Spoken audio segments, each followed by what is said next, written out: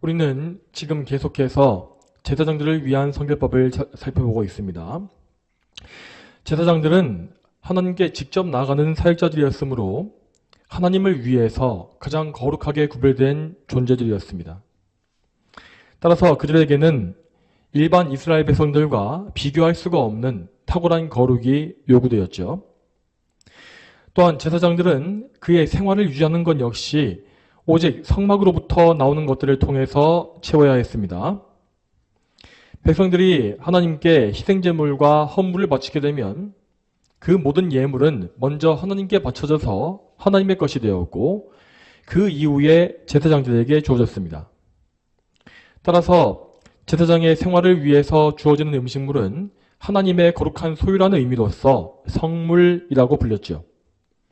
그래서 제사장들은 가장 평범해 보이는 이 생활의 음식의 문제에 있어서도 영적인 주의력을 지녀야 했습니다. 그들은 하나님께 철저히 구별된 자들로서 모든 생활 속에서 항상 자신을 거룩하게 지켜야 했던 것이죠. 그러면 이제 오늘 본문을 보도록 하겠습니다. 먼저 17절과 18절의 첫 문장까지를 보겠습니다. 제가 읽겠습니다.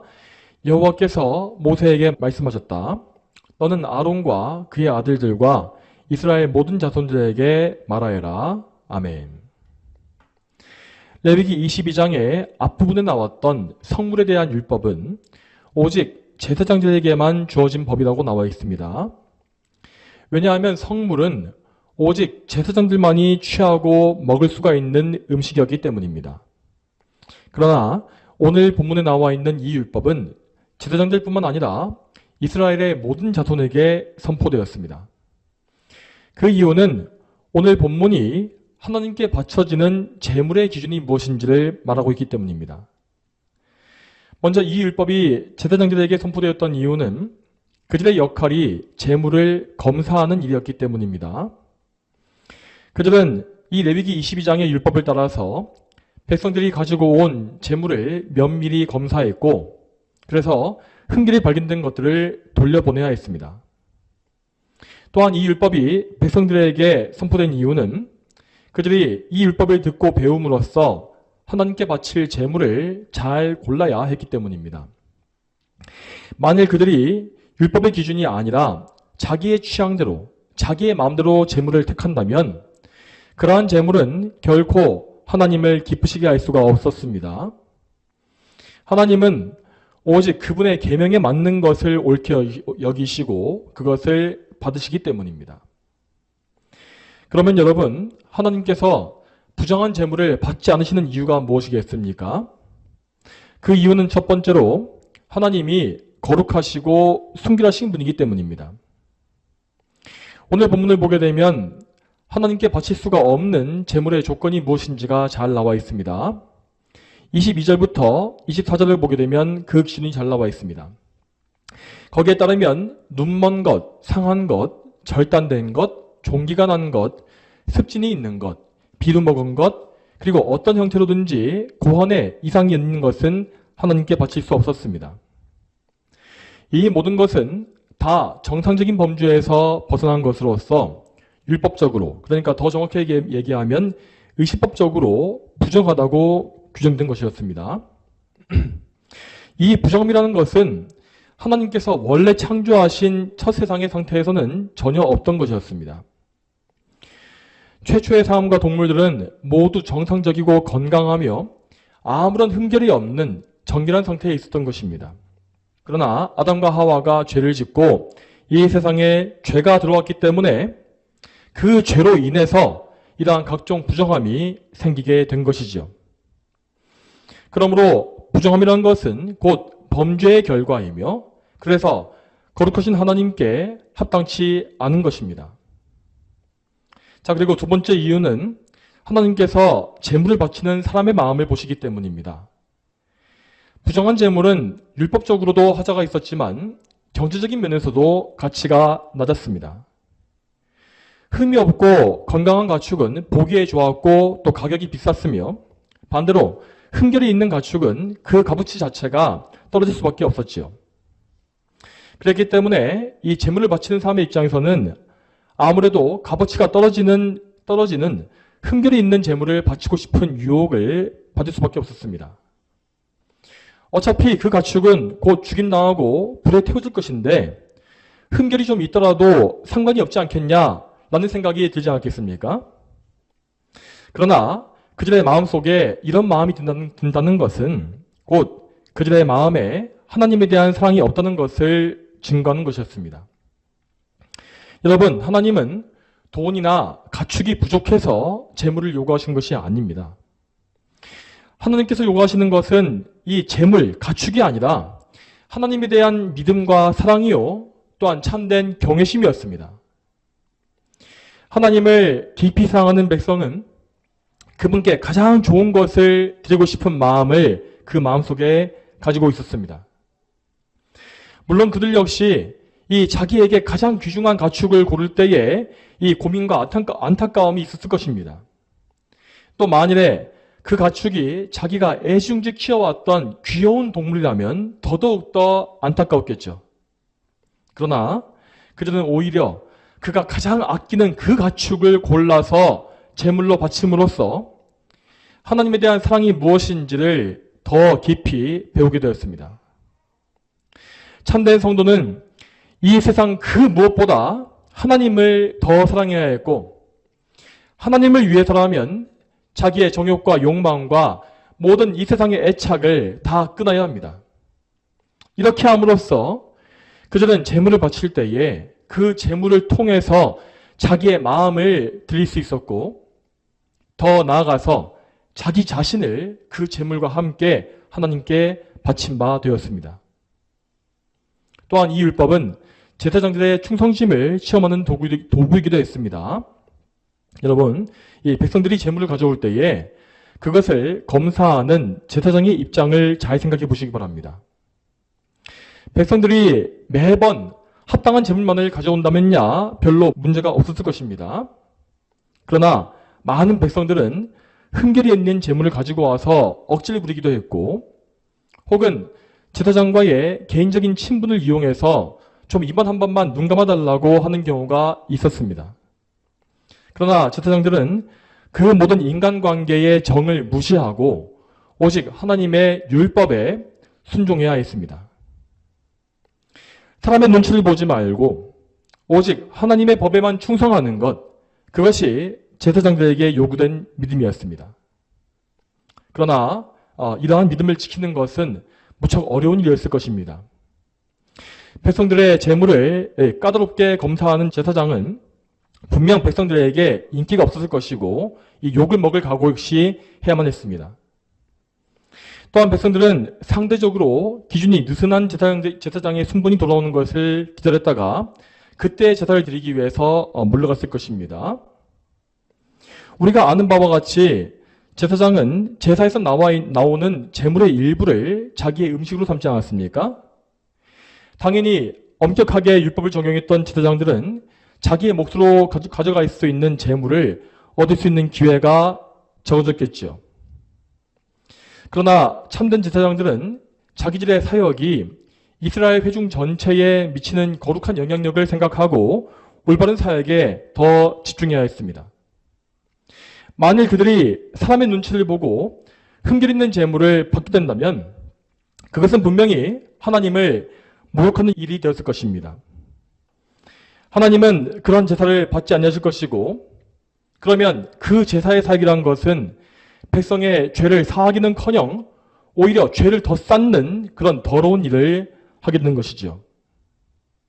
그러므로 부정직한 제사장은 하나님 앞에서 이스라엘을 망하게 만드는 원흉이 되는 것이었고, 반대로 정직하고 거룩한 제사장은 이스라엘을 더욱더 거룩하게 하는 귀한 사역을 하는 것입니다. 여러분, 그런데 이러한 규정은 제사장이든 백성들이든 온 이스라엘에 하나님을 경외하는 마음이 이 풍성해야만 잘 지켜지는 것이었습니다. 참된 경외심과 사랑이 없이 율법주의적으로 또 의무적으로 계명을 지킨다고 한다면 그러한 거짓 순종은 반드시 무너지게 되어 있었습니다. 실제로 이스라엘 백성들은 세월이 갈수록 참된 믿음을 상실해 갔고 점점 더 잘못된 제물을 많이 바치기 시작했습니다. 구약시대에 마지막에 기록되어진 말라기서를 보게 되면 오늘 본문의 율법이 잘 지켜지지 않고 있었던 당시의 상황이 잘 나와 있습니다. 이것에 대해서 말라기 1장 6절에서 8절까지 말씀을 같이 찾아서 읽어보겠습니다. 만군의 여호와께서 말씀하신다. 아들은 아버지를, 종은 자기 주인을 공경하는데 아버지인 나를 공경하는 것이 어디 있느냐? 내가 주인인데 나를 두려워하는 것이 어디 있느냐? 너희 제사장들아, 너희는 내 이름을 멸시하는 자들이다. 그러나 너희는 우리가 어떻게 주님의 이름을 멸시하였습니까? 라고 말한다. 너희가 내 제단 위에 더러운 빵을 바치면서도 말하기를 우리가 어떻게 주님을 더럽혔습니까? 라고 말한다. 이는 너희가 이렇게 말함으로 여호와의 상이 멸시를 받았다. 만군의 여호와께서 말씀하신다. 눈먼 짐승을 제물로 드리는 것이 어찌 악한 것이 아니냐? 절거나 병든 짐승을 바치는 것이 어찌 악한 것이 아니냐? 그런 것들을 너희의 총독에게 바쳐보아라. 그가 너희를 반기겠느냐? 너를 받아주겠느냐? 이 말씀에서 하나님은 분명히 당신의 백성들에게 참된 경외심을 요구하십니다. 참으로 하나님을 경외하며 사랑하는 백성들은 율법의 기준에 순종할 것이고 그래서 합당한 제물을 가져올 것입니다. 그리고 그렇게 참된 제사를 드리는 사람은 그저 제물만을 드리는 것이 아니라 자기 자신을 하나님께 드리는 것과 같았죠. 오늘 본문의 19절의 첫 문장을 보게 되면 너희를 기쁘게 받으시도록 이라는 말씀이 나옵니다. 이것이 바로 이 제사를 드리는 사람에게 요구되는 마음가짐입니다. 참된 제사는 상한 심령으로 하나님께 나아와서 죄를 회개하는 것이며 또한 죄를 용서하시는 하나님의 은혜에 감사하면서 자신을 드리는 것입니다. 한편 오늘 본문에는 이스라엘의 5대 제사 종류 중에서 화목제가 중점적으로 언급되고 있습니다. 그렇지만 레위기 22장의 이 제물의 규정은 화목제에만 적용되는 것은 아닙니다. 화목제 외에도 번제, 속죄제, 속건제, 소제 등 이 모든 제사에는 무조건 흠없는 제물만을 바쳐야 했습니다. 그럼에도 레위기 22장에서 화목제를 주로 언급하시는 이유가 무엇일까요? 그것은 화목제만이 가지고 있는 독특한 특성 때문입니다. 여러분, 화목제는 하나님과 이스라엘 백성 사이에 화목한 교제 관계를 보여주고 있는 제사입니다. 이스라엘은 제사를 통하여서 중보자이신 메시아, 예수님을 바라보았고 그분의 중보의 사역을 통하여서 하나님과 화목한 관계를 가졌습니다. 그리고 그들은 자신들이 가장 소중히 여기는 흠없는 제물을 하나님께 가져옴으로써 그들의 사랑과 믿음을 표현한 것입니다. 메시아이신 예수님을 바라보고 믿고 의지하는 참된 백성은 하나님과의 관계를 가장 중시할 것이고 그러면 그들은 율법을 따라서 온전한 제물을 바칠 것입니다. 그리고 온전한 제물을 받으신 하나님은 당신의 거룩하심과 아름다운 영광을 그 백성에게 더 명확히 알려주시는 것이지요. 다시 말해서 이스라엘 백성이 흠없는 제물을 바친다는 이것은 그들이 가지고 있는 참된 믿음과 사랑을 상징하는 것이었습니다. 따라서 하나님은 여기에서 화목제사를 중점적으로 말씀하시므로 백성들이 이 제사에서 하나님과의 관계를 가장 중시해야 한다는 사실을 가르치신 것입니다. 계속 이어서 26절 이하의 이 제물 규정을 더 보겠습니다. 먼저 27절을 보게 되면 이 가축의 어린 새끼를 제물로 바치는 규정이 나와 있습니다. 여기에 따르면 모든 제물은 태어난 지 적어도 8일이 되어야 제물로 바치는 것이 가능했습니다. 자, 하나님께 바치는 모든 생명은 이 출생 이후에 그 출생으로서 입은 부정함을 정결하게 하는 기간이 있어야 했는데 율법은 그 기간을 8일로서 정했던 것입니다. 다음으로 28절을 보게 되면 여기에는 가축의 어미와 새끼를 한꺼번에 잡아서 제물로 바치지 말라라고 하는 규정이 나와 있습니다. 자, 이 규정은 이 제물로 바치는 동물에 대해서 야만적이고 잔인한 행동을 막기 위한 것입니다. 여러분, 최초의 인간은 모든 피조물 중에서 으뜸으로써 모든 생물을 관리하고 다스리며 돌볼 의무가 있었습니다. 그리고 범죄함으로 타락한 이후에도 사람에게는 아직 그 영광스러운 직무가 일부 남아있죠. 따라서 모든 사람은 그 피조물을 잘 다스리기 위해서 그것들을 긍휼히 여기는 자비의 마음을 가져야 합니다. 그래서 하나님은 재물의 기준에서 재물이 될 짐승에게 베풀어야 하는 자비의 기준을 직접 말씀하신 것입니다. 만일에 이런 기준이 없다면 백성들은 제사를 드리기 위해서 가축을 너무 가혹하게 다루게 되었거나 혹은 반대로 가축을 지나치게 불쌍히 여김으로써 제사에 지장을 주게 될 것이 분명했습니다. 자, 계속 이어서 본문의 마지막 부분인 31절에서 33절을 보겠습니다. 자, 31절에서 33절 말씀 제가 읽겠습니다. 너희는 내 명령들을 지키고 그것들을 행하여라. 나는 여호와이다. 또 너희는 나의 거룩한 이름을 더럽히지 마라. 나는 이스라엘 자손 가운데에서 거룩하게 함을 받을 것이다. 나는 너희를 거룩하게 하는 여호와이며 너희 하나님이 되려고 이집트 땅에서 너희를 인도하여 낸 자다. 나는 여호와이다. 아멘. 자, 이 말씀에는 하나님과 이스라엘의 관계에 대해서 정말 중요한 말씀들이 잘 요약되어 있습니다. 먼저 31절 말씀에서 하나님은 말씀하시기를 내 명령들을 지키고 그것들을 행하여라 라고 하십니다. 자, 그리고 이스라엘이 이렇게 이 명령, 계명을 지켜야 하는 이유는 그 다음에 32절에 잘 나와 있습니다. 32절 말씀에 또 너희는 나의 거룩한 이름을 더럽히지 마라. 나는 이스라엘 자손 가운데에서 거룩하게 함을 받을 것이다 하였습니다. 여러분, 이스라엘에게 율법이 주어진 이유는 결코 그들을 정죄하거나 심판하기 위한 것이 아니었습니다. 율법은 이스라엘 백성이 하나님을 거룩하게 섬길 수 있는 방편으로서 보이던 것입니다. 하나님을 거룩하게 한다는 것은 그분과의 관계를 유지하기 위한 핵심입니다. 하나님을 거룩하게 여기지 않는 백성은 절대로 그분과 화목한 교제를 누릴 수가 없는 것입니다. 그러므로 율법은 이스라엘이 하나님 안에 살면서 그분과 동행하기 위해서 반드시 필요했던 그들의 보화와도 같았습니다. 계속 이어서 32절에 후반부 이하의 말씀을 보겠습니다.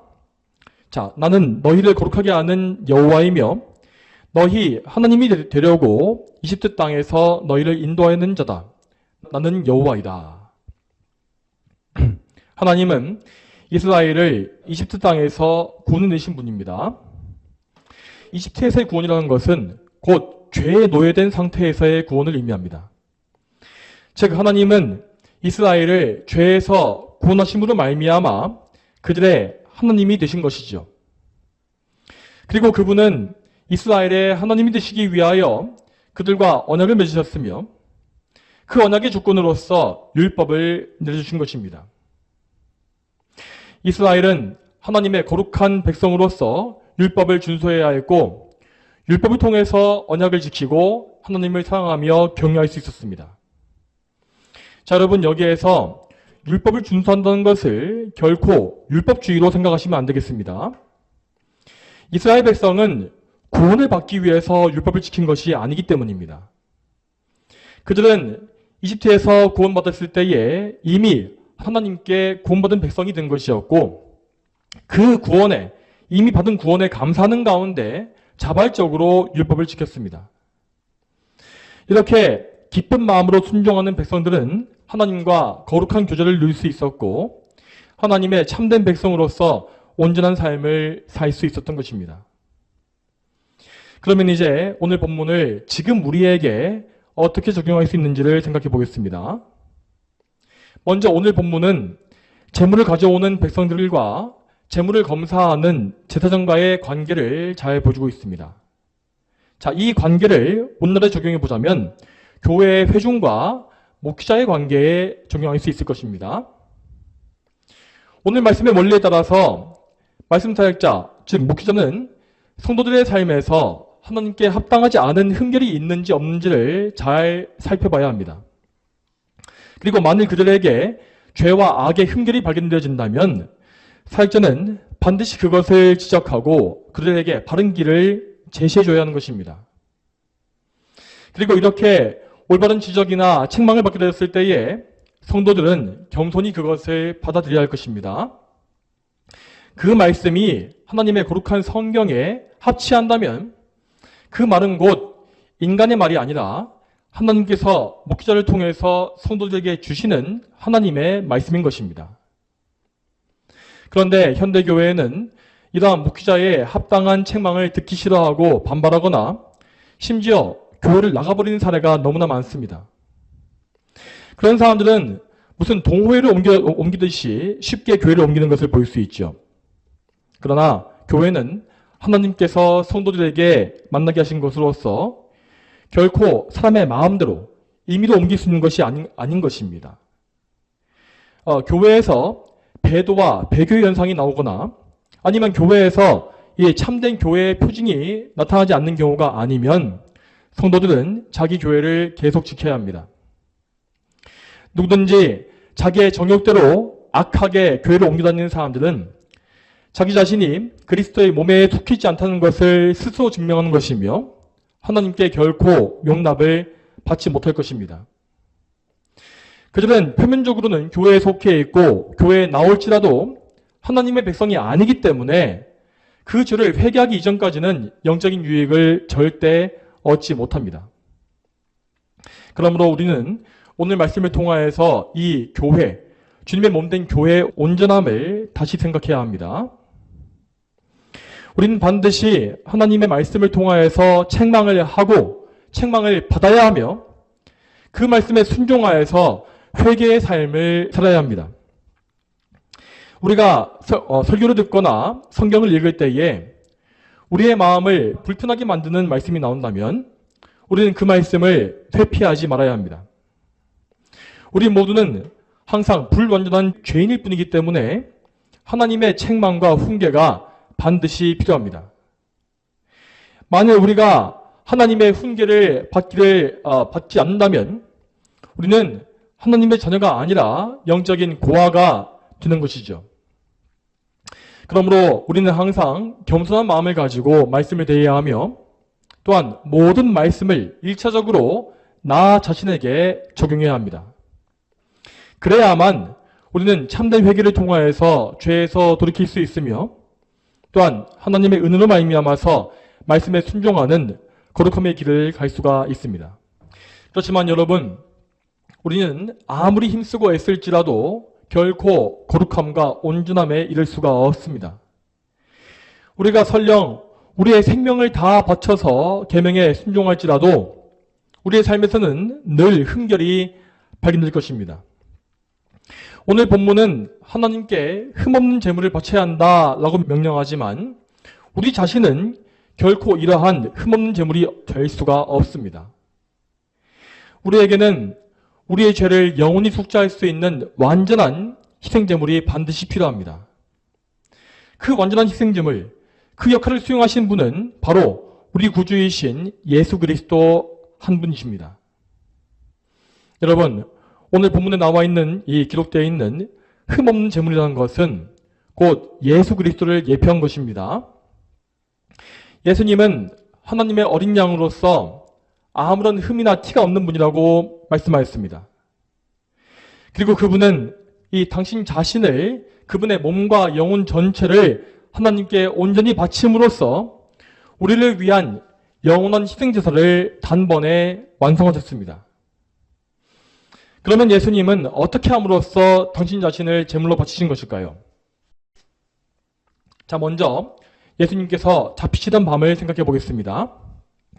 예수님은 하나님의 어린 양으로서 희생제물이 되시기 위하여서 원수들에게 자신을 내어주셨습니다. 그때 그분은 도살장에 끌려가는 어린 양과 같이 하나님의 뜻에 잠잠히 복종하셨습니다. 먼저 예수님은 대제사장의 집에 끌려가셨고 거기에서 신문을 받으셨습니다. 그런데 이 과정은 희생제물이 제사장에 의해서 검사를 받는 것과 같은 과정이 되고 말았습니다. 구약의 제사장이 희생제물에 흠결이 있는지 없는지를 면밀히 살핀 것과 같이 그 당시에 대제사장 가야바는 예수님을 사형에 처하기 위한 증거를 찾기 위해서 모든 노력을 다했습니다. 물론 가야바는 선한 목적을 가지고서 예수님을 살펴본 것이 아닙니다. 하지만 그는 자기도 모르는 사이에 레위기의 모형을 성취하는 일을 행한 것입니다. 그리고 그때 유대인들은 거짓 증인들을 내세워 가면서 예수님을 정죄하기 위해서 애썼습니다. 그렇지만 그 거짓 증인들의 증언은 서로 일치하지 않았기 때문에 율법상 증거의 효력이 없었습니다. 결국 그들은 예수님에게서 아무런 죄도 찾지 못했다고 했습니다. 마가복음 14장 55절 말씀에 이렇게 나와 있습니다. 대제사장들과 온 공회가 예수님을 사형에 처하려고 증거를 찾았으나 발견하지 못하였다. 그렇지만 그들은 이미 예수님에 대해서 판결을 사형으로 정해놓은 상태였습니다. 따라서 그들은 끝까지 예수님을 사형시킬 만한 죄목을 찾고 또 찾았죠. 결과적으로 대제사장이 예수님을 사형에 처했던 근거는 그분이 신성모독을 했다는 것이었습니다. 그는 예수님으로 하여금 자신이 그리스도라고 증언하게 만들었고, 그 증언을 비밀로 해서 예수님을 신성모독자로 정죄한 것입니다. 그러나 예수님은 신성모독을 하신 것이 아니라 이 진실을 말씀하신 것입니다. 왜냐하면 예수님은 실제로 그리스도이시고 또한 하나님의 아들이시며 성자 하나님이시기 때문입니다. 또한 예수님은 심지어 이방인들 앞에서도 아무 죄가 없는 분으로서 선포되십니다. 이것은 그 당시 이스라엘을 통치하고 있었던 총독 빌라도와 분봉왕 헤롯을 통해서 확증되어진 사실입니다. 누가복음 23장 14절과 15절 말씀에서 빌라도는 이렇게 말했습니다. 그들에게 말하였다. 너희는 이 사람이 백성을 오도한다고 하여 내게로 끌고 왔으나 보아라, 내가 너희 앞에서 신문하였으나 나는 이 사람에게서 너희가 그에 대해 고소한 죄목을 도무지 찾지 못하였고 헤롯도 죄목을 찾지 못해서 그를 우리에게 돌려보냈다. 보아라, 그는 사형을 받을 만한 아무 일도 행하지 않았으니 아멘. 이처럼 하나님은 당대의 대제사장들과 이 통치자, 즉 빌라도와 헤롯 두 사람을 통하여서 예수님의 무흠하심을 증거하도록 섭리하셨습니다. 그들의 증언과 같이 예수님은 참으로 아무런 흠이나 티가 없는 무죄한 상태에서 희생제물이 되신 것입니다. 그분은 우리를 대신하여 십자가에 못 박히심으로써 희생제사를 드리셨고 십자가에서 대속의 피를 흘리심으로 말미암아 우리의 죄를 사하셨습니다. 그리고 예수님은 우리가 받아야 할 진노와 심판, 하나님의 그 무서운 진노를 모두 대신 담당하심으로써 우리를 하나님과 화목하게 만들어 주셨지요. 또한 더 나아가서 예수님은 십자가 위에서 지옥의 고통을 당하시고 또한 죽으심으로써 우리가 죄 때문에 받아야 할 모든 형벌을 완전히 하나도 빠짐없이 다 담당하신 것입니다. 예수님은 이 모든 일을 단번에 이루셨기 때문에 우리는 오직 예수님께서 이루신 구속의 사역에 의지해서 영원한 구원을 받는 것입니다. 여러분, 우리는 어린 양이신 예수님을 통해서 하나님의 자녀가 되어지는 권세를 얻게 되었습니다. 그러므로 우리 모두는 오직 예수님 안에서 하나님을 거룩하게 섬기며 기쁘시게 하는 흠없는 주의 자녀가 다 되어야 하는 것입니다. 이처럼 우리 자신을 흠없이 바치기 위하여서 우리는 먼저 우리의 예배를 돌아봐야 합니다. 여러분, 구약시대의 제사는 그 당시 성도들이 드리고 있었던 예배 방식이었습니다. 구약의 성도들은 예수님을 예표하는 제물을 통해서 하나님께 나아갔고 그 제사 속에서 하나님을 예배한 것입니다. 그리고 오늘날 우리는 예수님께서 자신을 드리신 희생제사가 완수되어진 시대를 살고 있기 때문에 더 이상 짐승 제물이 필요하지 않습니다. 우리는 우리의 중보자가 되신 예수 그리스도께만 의지함으로 말미암아 하나님께 직접 나아가고 직접 예배를 드립니다. 그러므로 우리는 예수님의 완전한 중보하심에 대해서 감사하는 가운데에서 그 가운데 예배를 드리는 우리 자신의 온전함이 이루어지게끔 온 마음을 다해야 합니다. 오늘 본문은 분명히 말씀하시기를 우리 자신을 하나님께서 기쁘게 받으실 수 있도록 온전히 드려야 한다라고 하십니다. 여러분, 이것은 지금 우리 성도들에게 직접 명령하시는 하나님의 말씀입니다. 우리는 예배로 나올 때에 먼저 우리 자신을 살펴야 할 것입니다. 우리 자신의 흉한 죄와 허물에 대해서 생각하고 여전히 내 안에 남아있는 죄악된 본성을 우리는 기억해야 합니다. 그리고 그 죄악된 본성과 나의 한없이 많은 죄에 대해서 애통해야 하는 가운데 그리스도의 보혈을 의지하는 겸손한 마음을 반드시 가져야 하는 것입니다. 누구든지 이러한 마음이 없이 그저 냉랭한 마음으로 예배에 나온 사람은 자신을 온전히 준비했다고 할 수가 없습니다. 우리는 항상 예수 그리스도를 믿는 믿음으로 그분의 공로에 의지하여서 회개하는 심령으로 하나님께 나와 예배해야 합니다. 또한 예배에서 더 확장해서 우리는 우리 자신의 삶 전체가 거룩해지도록 힘써야 합니다. 우리는 단지 예배 시간에만 거룩해 하는 것이 아닙니다. 레위기의 성결법은 분명 구약의 성도들에게 일상생활 속에서의 거룩함을 요구했습니다. 그렇다면 우리 신약의 성도들에게는 더욱더 높은 거룩의 기준이 요구될 것입니다. 왜냐하면 모든 성도는 거룩하신 성령께서 거하시는 성전으로 구별되었고 또한 그리스도의 몸에 속한 지체가 되었기 때문입니다. 여러분, 성전과 그리스도의 몸의 지체, 이러한 표현이 얼마나 거룩하고 놀랍습니까? 신약 성도의 신분이라는 것은 정말 상상을 초월할 정도로 존귀하고 또한 영화로운 것입니다. 여러분, 우리는 이러한 우리의 신분을 항상 염두에 두고 살아야 할 것입니다. 우리는 우리 삶 전체를 실제로 거룩하게 세워가기 위한 싸움을 절대 포기하지 말아야 하는 것입니다.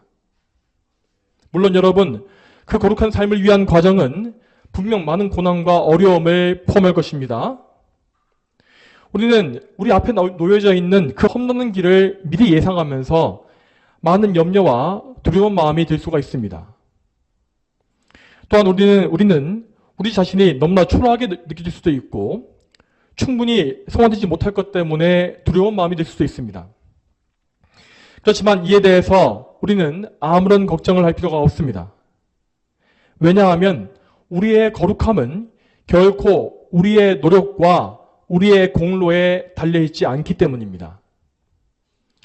우리를 거룩하게 만드시는 분은 오직 성삼위 삼위일체 하나님이십니다. 우리는 먼저 성령님을 통하여 예수 그리스도께 연합되었고 그리고 우리의 머리이신 예수님을 통해서 성부 하나님과 함께하고 있는 것입니다. 그리고 우리 아버지신 하나님은 우리를 거룩하게 하고자 하시는 선하신 뜻을 항상 가지신 분입니다.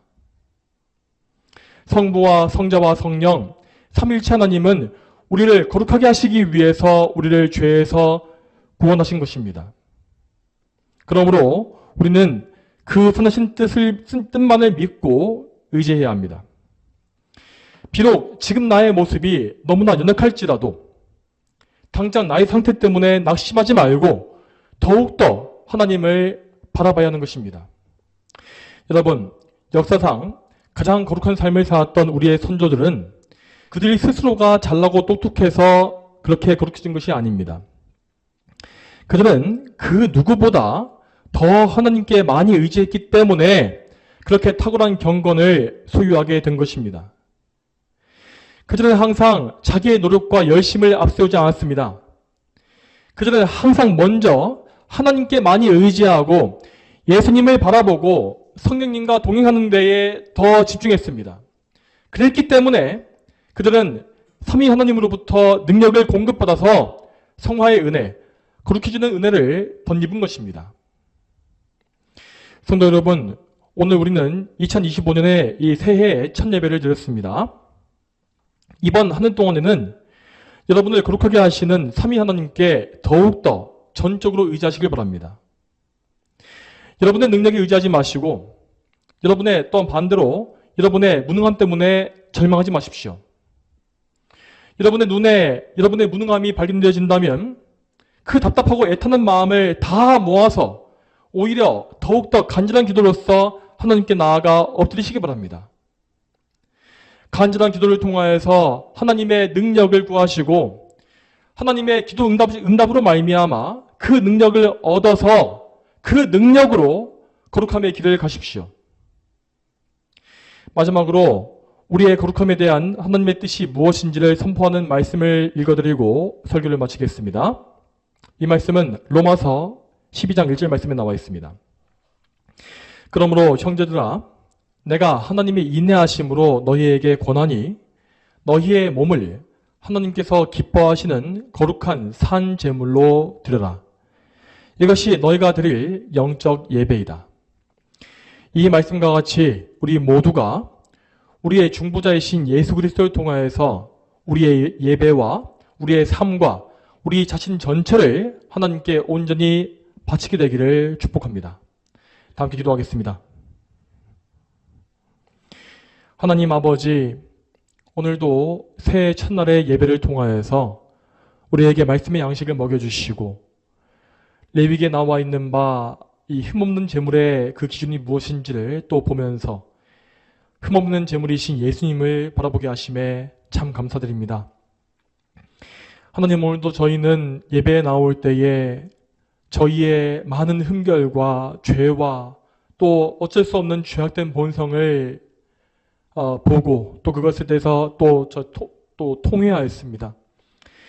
주여, 이러한 것들이 저희에게 더 발견되어질수록 저희가 오히려 낙심하지 말고 오히려 더 간절한 마음으로 하나님께 나아가며 우리의 중보자이며 우리의 희생제물이 되신 예수 그리스도께 더욱더 의지할 수 있도록 도와주시옵소서. 예수님께서 십자가 위에서 영원히 단번에 이루어내신 그 제사에 의지함으로써 우리가 오늘도 하나님 앞에 담대히 나가게 하시며 지금도 우리를 위해서 대제사장의 사역을 감당하고 계신 중보자 예수님께 날마다 의지함으로 말미암아 하나님께 날마다 예배하고 날마다 기도하며 날마다 우리를 거룩하게 하시는 하나님의 은혜를 덧입는 그러한 성화의 삶을 살 수 있도록 주여 인도해 주시옵소서. 감사드리며 예수님의 이름으로 기도 올립니다. 아멘.